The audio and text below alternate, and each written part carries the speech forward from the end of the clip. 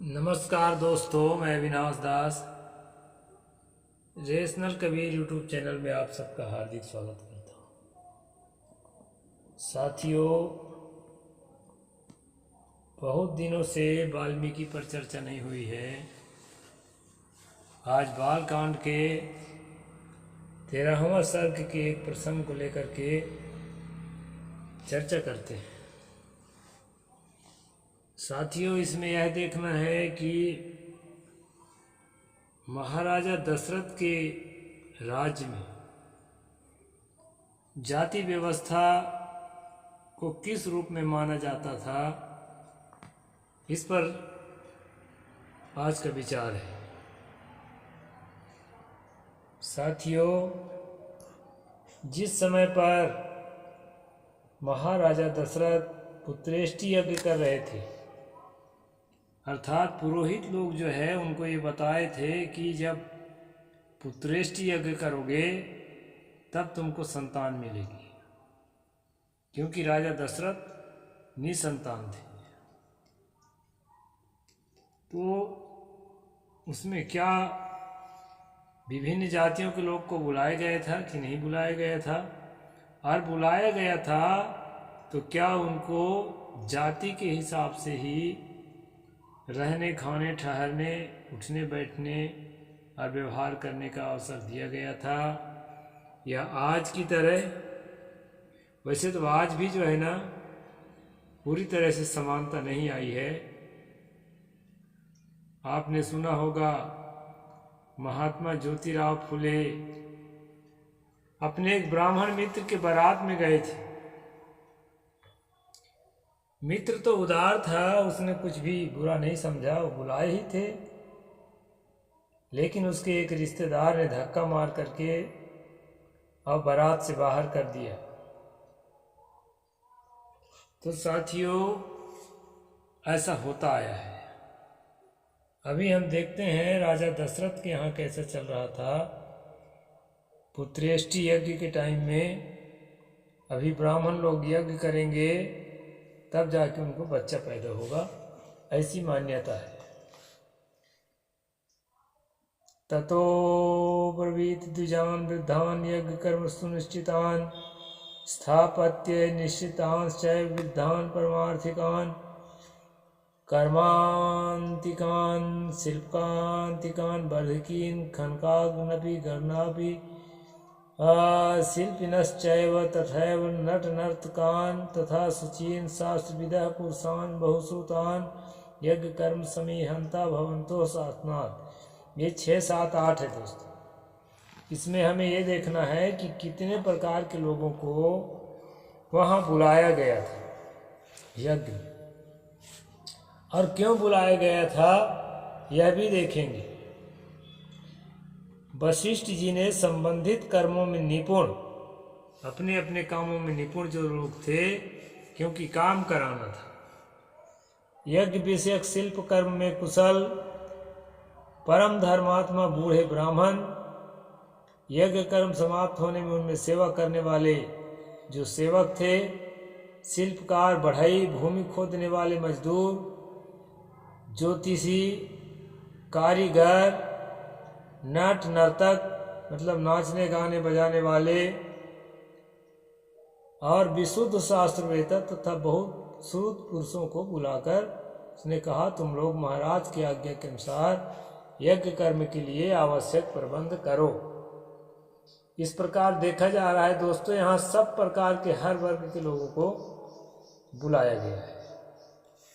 फिर आगे क्या होता है वह भी हम देखेंगे। साथियों, इसमें यह बताया है, निमंत्रस्य नृपतीन पृथिव्याम ये चा धार्मिका ब्राह्मणान क्षत्रियान वैश्यान शूद्रान शैव सहस्त्रशः।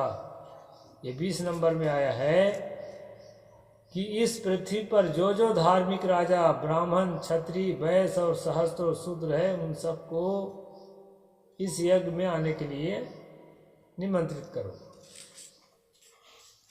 यानी सहस्त्रों शूद्रों को भी बुलाया गया है।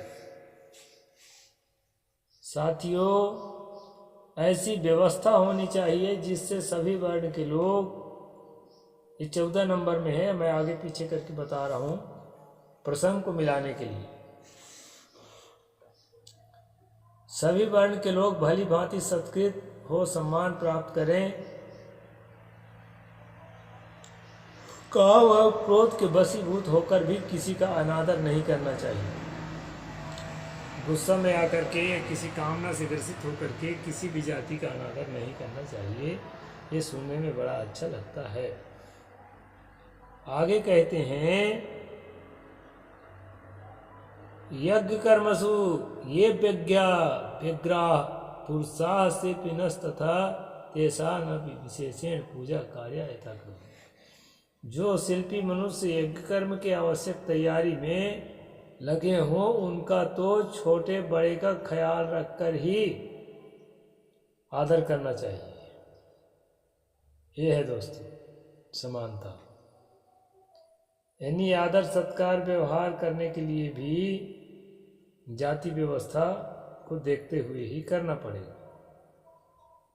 बुलाए तो सबको है, किसी को निरादर। दूसरी बात जो है दोस्तों, मैं एक बात बता दूं आपको, जब आदमी ढल जाता है ना तो निरादर जैसा कुछ भी नहीं रहता है।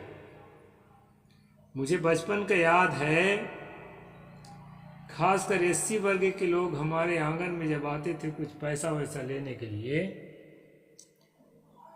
तो उस समय जो है, उस समय का सिस्टम ही ऐसा था, कई जगह आज भी है, कि दूर से उनको पैसा दिया जाता था और हंसते हुए प्यार से बेचारे ले लेते थे। हाथ छुआना नहीं चाहिए। और उनसे जूता वगैरह लेना है तो वो जमीन में रख देगा तो फिर लेंगे, यानी उनका जूता प्रयोग तो करेंगे लेकिन जो है हाथ से नहीं छुआना चाहिए। तो उससे वो नाराज नहीं होते थे। अभी आज की नई पीढ़ी तो नाराज होंगे क्योंकि उनको समझ हो गई है।